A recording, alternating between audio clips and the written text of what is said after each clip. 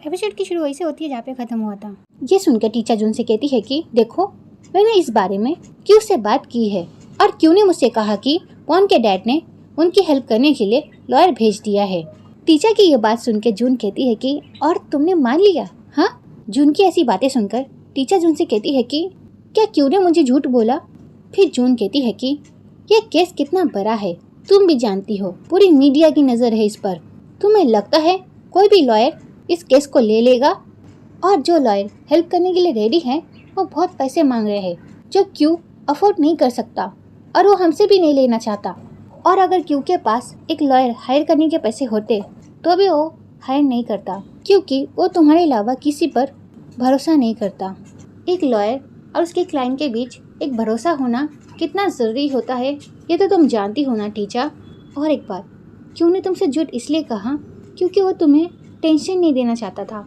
वो इतना बड़ा मुसीबत में पड़ा हुआ है, फिर भी उसे तुम्हारी फिक्र है, इसलिए उसने तुम्हें इस बारे में नहीं बताया।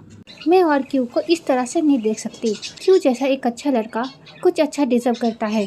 प्लीज टीचर, तुम इस बात को समझो। जून की सारी बातें सुन के टीचर तो सोच में पड़ जाती है कि वो अब क्या करे। और टीचर को इतने गहरी सोच में देखकर जून टीचर का हाथ पकड़ लेती है और उससे कहती है कि प्लीज टीचर, तुम क्यू की हेल्प कर दो।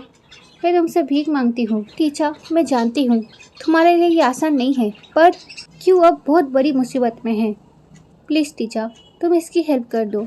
और मैं जानती हूँ कि तुमने रोसे हार्बे में कितनी मेहनत की है।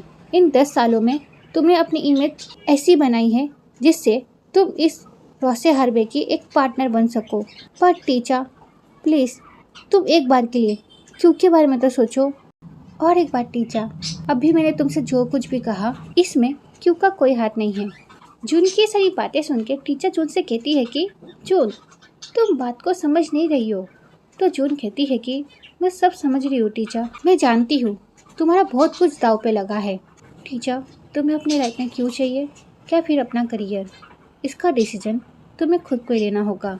ये कहकर जून वहाँ से चली जाती है और टीचर जून की ये सारी बातें सुनकर काफ़ी ज़्यादा परेशान हो जाती है कि अब वो क्या करे। फिर ये सीन यहीं पे कट होता है। फिर हम क्यू को देखते हैं जो अपने डैड के कमरे में आता है और अपने डैड को याद करने लग जाता है। फिर इसी बीच क्यू की नज़र कुछ फाइलों पर पड़ती है। क्यू उन फाइलों को देखकर उन्हें चेक करने लग जाता है। इसी बीच उसे पता चलता है कि वो फाइल्स क्यू की मॉम के रेस्टोरेंट के होते हैं। ये देख के क्यू कहता है कि मॉम के रेस्टोरेंट के अकाउंट स्टेटमेंट। फिर क्यू कहता है कि उस दिन रेस्टोरेंट में डैड को बुलाया नहीं गया था, फिर भी रेस्टोरेंट में डैड क्यों गए थे। ये कहते वो अपना फ़ोन चेक करने लग जाता है। उसके बाद क्यू कहता है कि इनके अकाउंट में ज़रूर कोई प्रॉब्लम है। फिर क्यू कहता है कि पर कौन सी प्रॉब्लम। ये कहते ये सीन यहीं पे कट होता है। फिर हम टीचर को देखते हैं जो नारे की बातों को सोच रही होती है। नारे ने टीचर से कहा था, मैंने इन्वेस्टिगेटर को फाइल को रिन्यू करने के लिए कहा और उसके बाद मुझे दूसरे केस में असाइन कर दिया। मेरे बॉस ने मुझसे कहा कि इस केस में कुछ गड़बड़ी नहीं होनी चाहिए, इस वजह से उन्होंने मुझसे ज़्यादा एक्सपीरियंस लॉयर को इस केस को हैंडल किया और मुझे दूसरा केस दे दिया। टीचर नारे की बातों को सोचकर कहती है कि नारा बहुत ज़्यादा स्किलफुल है, उससे अचानक केस से हटा देना कुछ सही नहीं लग रहा, कहीं ना कहीं यहाँ पर कुछ गड़बड़ है। उसको टीचर नारी की सारी बातों को सोचकर अपना सारा काम करने लग जाती हैं और वो छोटी से छोटी चीज़ों पर ध्यान देने लग जाती है।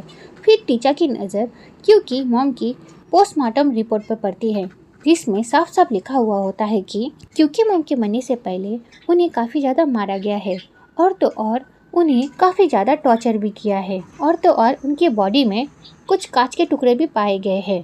ये देख के टीचर काफ़ी ज़्यादा शॉक हो जाती है। उसके बाद ये सीन यहीं पे कट होता है। तो ये वीडियो यहीं पे ख़त्म होती है। नेक्स्ट पार्ट के लिए कमेंट करना। Okay, bye bye.